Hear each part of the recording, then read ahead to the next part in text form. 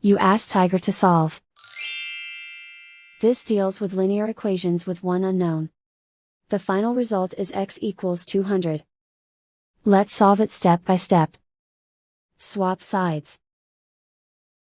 Group all constants on the right side of the equation. Add 10 to both sides. Simplify the arithmetic.